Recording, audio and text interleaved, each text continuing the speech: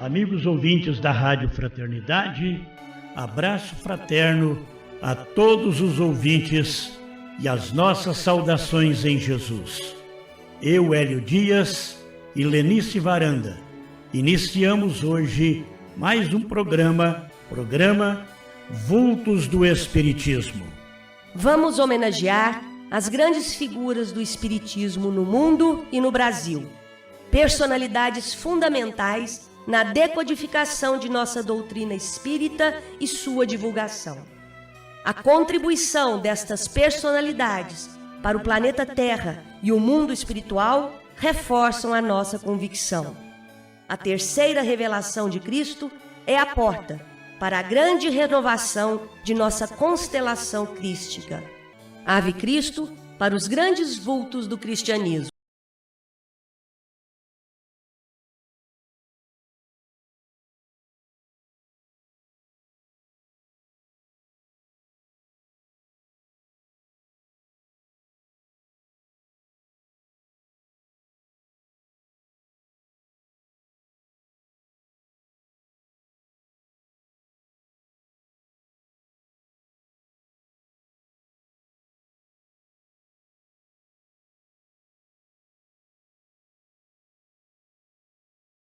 Obra de Eurípides Barçanufo.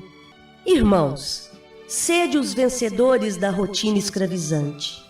Em cada dia, renasce a luz de uma nova vida e com a morte somente morrem as ilusões. O espírito deve ser conhecido por suas obras.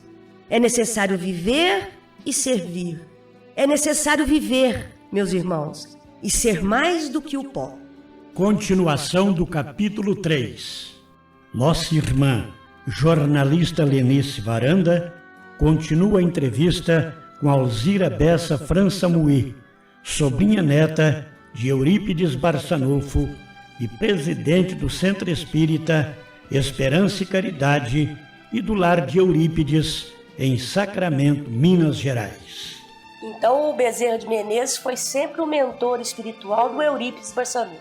Acontece que a gente sabe em outras reencarnações a ligação de Eurípides com esses espíritos que ele cita, nessa vida. Quando Corina Novellino escreveu o livro A Grande Espera, ela narra a presença de um benfeitor que foi quase um tutor espiritual de Marcos, que era filho de um romano, e que foi uma reencarnação de Eurípides, quando ele encontra com Jesus adolescente.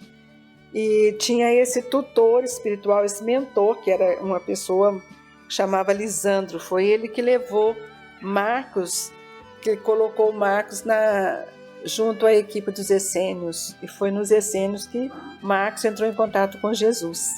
Então, Lisandro já era uma das reencarnações de Bezerra, E a questão dele pedir para João é que uma das reencarnações de Eurípides, ele fora aquele menino filho de Inácio de Antioquia, Policarpo. E quando Inácio vai ser sacrificado como mártir do cristianismo, ele entrega Policarpo para João, recomenda que João desse a ele a formação moral que ele precisava. E nós sabemos que na época Policarpo recebeu de João toda a sua formação e depois saiu para fazer as preleções junto com João.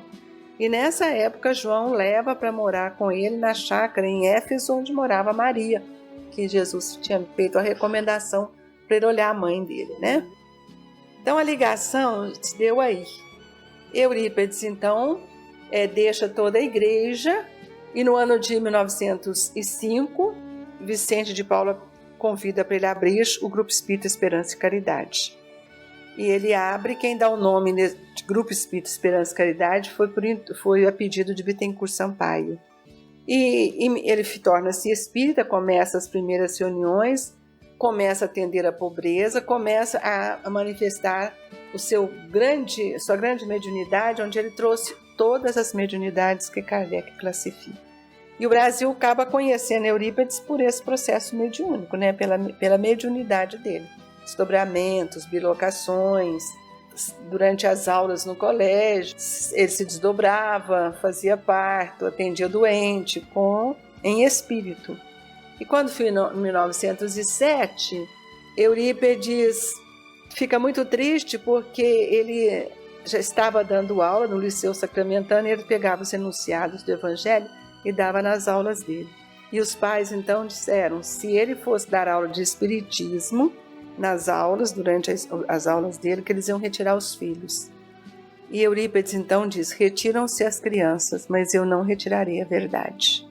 E os pais retiraram, quando foi no começo do ano de 1907, não tinha nenhuma matrícula.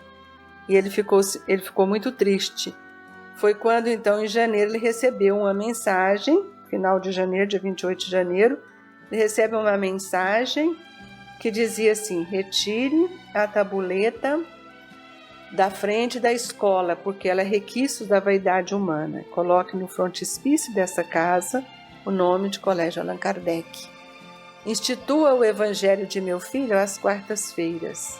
Coloque o curso de astronomia no currículo da escola, que eu acobertarei esta casa com meu nome.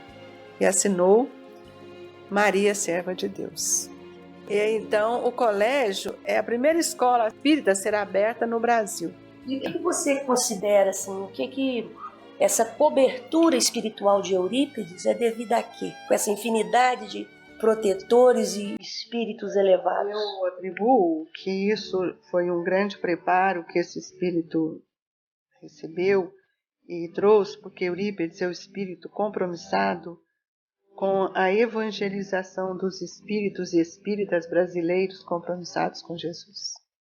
Ou seja, o trabalho mediúnico dele é muito maior na área de formação espiritual individual de cada um, né? O trabalho maior de Eurípedes, apesar de todo mundo enfatizar a mediunidade, mas o maior trabalho de Eurípedes foi a educação. Eurípedes, antes de desencarnar, ele diz à sua mãe, se as coisas ficarem difíceis para a senhora, que a senhora feche a farmácia, mas não feche o Colégio Allan Kardec, pois a humanidade só se transformará por meio da educação. E Eurípedes, ele trouxe para o Colégio Allan Kardec uma pedagogia que o Brasil não conhecia. É a primeira escola no Brasil a ter classes mistas. E ele trouxe a pedagogia do amor, que foi muito bem estruturada por Pestalozzi, porque essa é a pedagogia de Jesus, né? Mas Eurípedes fora Lavater, e Lavater foi contemporâneo de Pestalozzi. Então, a ligação desse espírito, né? E ele coloca aqui as classes mistas, um currículo com total liberdade, os alunos saíam para o campo, as aulas de astronomia eram realizadas aqui debaixo das mangueiras à noite. Então, uma escola completamente diferente. Mas aquilo foi um preparo, porque, na verdade, o maior trabalho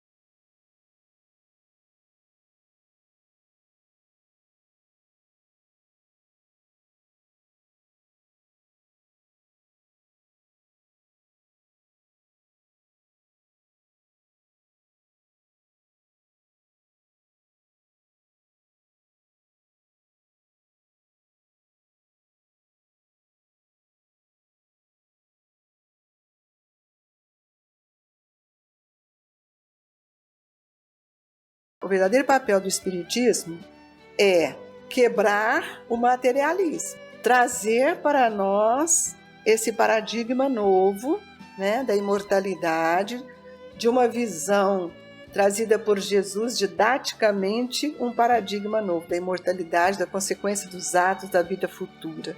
Então, a proposta pedagógica de Eurípides, ela vem justamente, é só um método que vem dimensionar esse conteúdo na vida do espírita.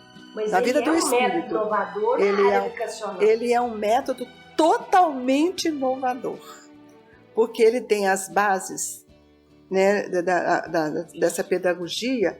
A estrutura pedagógica dela tem recursos valiosos, que é a palavra, a reflexão, a natureza, né, e a assistência fraterna, que é um momento de você orientar e amparar o outro. Não é atendimento, é uma assistência. E a gente vê que os passos dessa metodologia, ela se estrutura na linha pestalozziana da observação, da comparação, da percepção, da análise reflexiva e depois da conclusão. Estudar o ser espiritual, estudar quem nós somos hoje é uma proposta assim, extraordinária.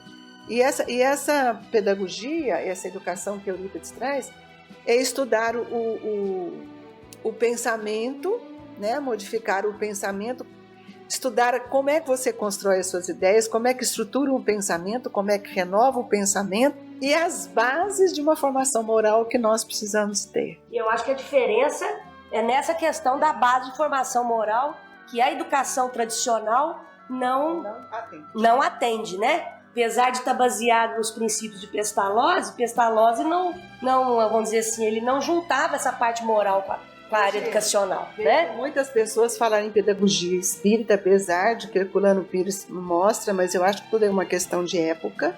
Eurípides tem defendido isso para nós, mostrado que nós não temos uma pedagogia espírita, mas uma pedagogia que atenda o espírito, que nós somos esse espírito. E a pedagogia do amor, se você for entender bem o sentido laico, ela é plenamente laica, porque ela atende à necessidade do cristão na formação moral, né? E porque qual o mérito ter uma escola só espírita? Nós cairíamos no mesmo incidência de outras religiões. Qual é o mérito de querer que todos sejam espíritos? Nós sabemos que a doutrina espírita respeita a evolução do espírito. Então, a proposta da educação do espírito é despertar a consciência para esse ser espiritual que ela é. E a nossa preocupação é que muitas pessoas, quando a gente fala em evangelização, acham que evangelização é para criança. E a evangelização é para o espírito, não é para criança. E Eurípides nos mostra a importância de estruturar o pensamento da criança, do jovem, do adulto e do idoso. Mas de acordo com a visão espiritualista, a visão espiritual, nós hoje ainda somos crianças espirituais, né?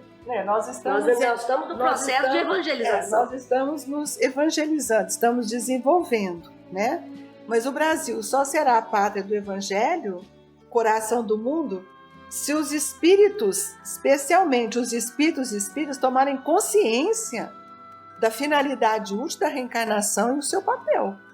Do contrário, nós vamos ser apenas religiosos, e não é isso. Nós sabemos que não é isso. É muito mais que isso, não é? Porque a educação ela é um processo transformador. E essa educação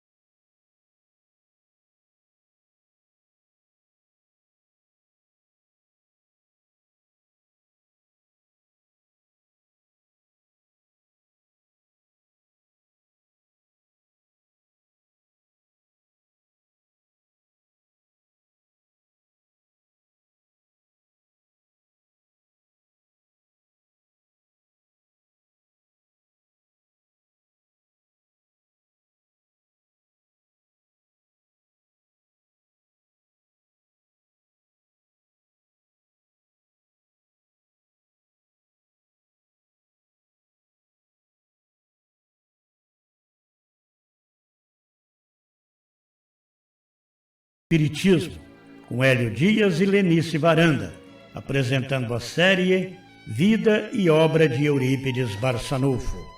Capítulo 4. Eurípides, o educador de almas. E Ave Cristo em nossos corações.